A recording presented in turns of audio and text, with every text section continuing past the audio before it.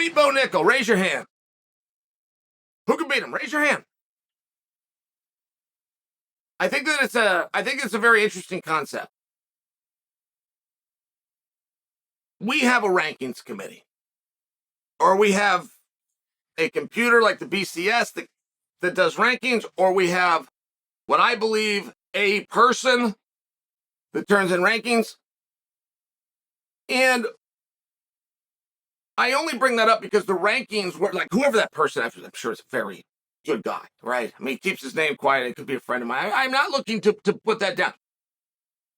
I'm speaking to it harshly, and I'm talking about the errors and the things they get wrong, because that's what it was created for. The rankings weren't put there for any reason other than to create controversy.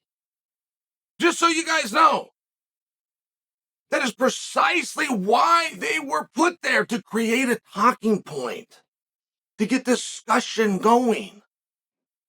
So I'm doing that, and I'm being critical, and I'm asking, how many guys think they can beat Bo? And however many hands go up, beyond that number has to be Bo's ranking. If 4 guys put their hand up, then Bo has to be ranked number 5. That's how this works. Of course I'm going to take you at your word. We take everybody at their word. We have never had somebody come in just by example and say, I am a black belt. And then we go, okay, well, prove it. I want to see how you're black. But it doesn't work that way.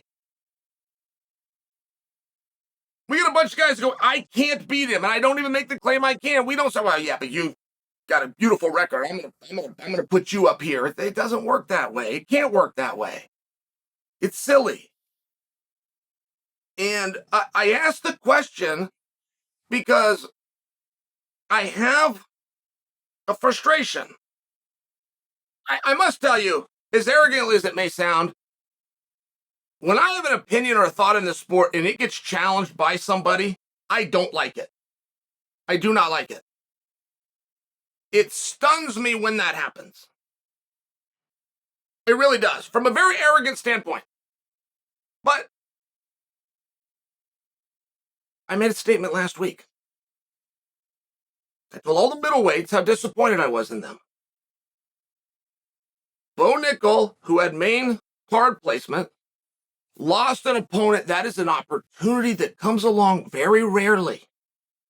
And whoever asks for it first is going to get it. And the UFC had to go and sign Val. Val, congratulations, by the way. Great experience. Look forward to seeing Val's career. Still got a beautiful record of 7-1. But I just bring to you, they had to go sign a guy. They didn't have a single guy under contract willing to do the fight. Make sure you understand that. They did not go sign Val because, and then fill in the blank. They had to go outside of their roster because nobody within it would do it. That's true. And I made that statement, and I got a little bit of pushback. I even got pushback by a 185-pounder. And here we are on the backside of it. Where is that 185-pounder?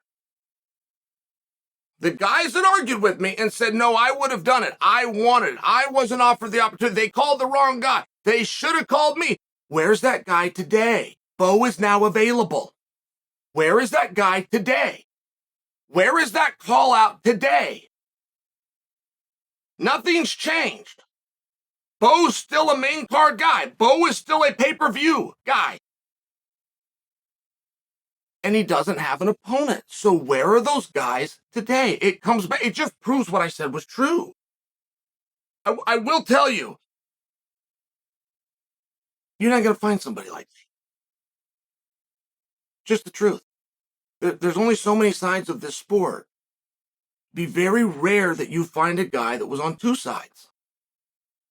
Very rare. I've won on every side.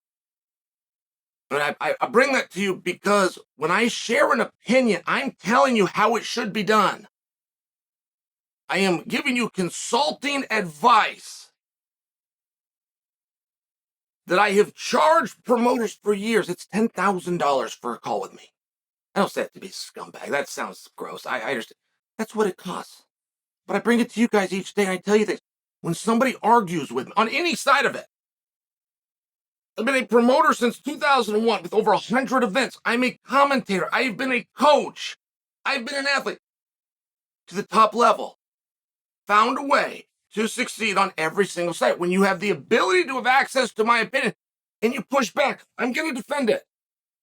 And I told you a week ago that there wasn't an 85-pounder that was willing to. Did an 85-pounder contact me on social media? He said I would have done it. I'm not afraid of Bo. I'm just hurt right now. what? We're saying the same thing. We're literally saying the same thing. And now, for all the guys that got their little feelers hurt, thought I spoke up or I spoke out of turn, but it was too broad of a brush. And it is true, just so you understand. 3 guys got called. 3 guys under contract got called. But the experts that do this every day, that called those guys and heard the tone, heard the reaction, quickly realized we're wasting our time. We've got to find a new guy. We don't have the guy. We've got to go find him. Give something really big, which is an opportunity. And Val was able to walk into that. He did a great job. He deserves a lot of credit. And where are you at today, tough guys? Where are you at today? Nothing has changed except there's an open opportunity.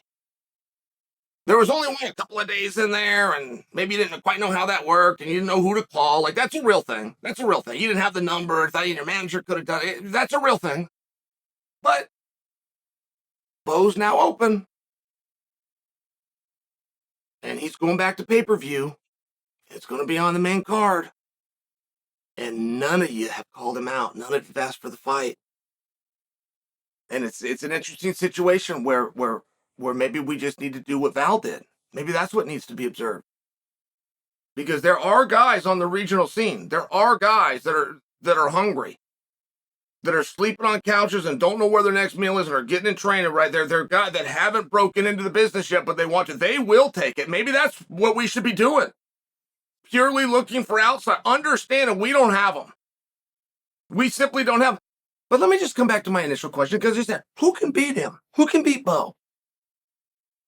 I'll tell you who's a tough SOB. And I know you guys know he's tough, but you don't quite know how good he is. He doesn't quite get his credit as Jared Cannonier. Jared Cannonier is a pain in the ass everywhere. You were a great wrestler. He's really good, but I just go take him down. No, you're not going to do that to Jared. You're not going to just go take down Jared. Well, Jared's pretty sure, I could go box with him. No, you can't just go out, punch Jared. Well, I get him deep, I'll get him tired in the 4th and 5th round. No, you can't just go out, condition Jared. Like, there's nothing you can just do, right? That guy he's a problem. So I'll throw Jared in there. I don't know that Jared would beat Bo, or who could? Who even has the legitimate shit? I'm going to put Bo in there. You want to know a really hard match for Bo right now? It's Sean Strickland. Sean Strickland is just, he's kind of everything that I just said about Jared. And maybe even a little nudge in the further direction of willing. Sean would do that today. I call Sean right now Sean would take that fight. I'm not saying he would beat him. I'm sharing that he could. These are guys that could. You couldn't dismiss Izzy. We thought that wrestlers could go take down a skinny kickboxer from New Zealand. We thought that. And then an Olympic silver medalist in wrestling had 25 minutes to do it. They didn't get it done. And the guys that could take Izzy down in his career, they couldn't keep him down. I mean, I'm just sharing for you. We have to give him a level of respect. Okay, I'll throw Izzy into the pile. Who else? And I think there's some names. I don't suggest for you that I just there's only 3 guys. Chael just no. Whitaker's amazing and Duplessis is amazing. You've got these guys. Do you have 10 of them? Do you realistically believe in your heart you have 10 guys that can deal with Bo Nickal? Do you believe that? Because if you don't, then he has to be ranked in the top 10. He has to be. And there's no code. There's no code of conduct for that. There's no apology that comes out for having Sugar Sean ranked number 10 and then you move him to 1. Well, there sure as hell's a concession that you had it wrong. There's no apology that comes out. You had Duplessis 1 week ago at number 6.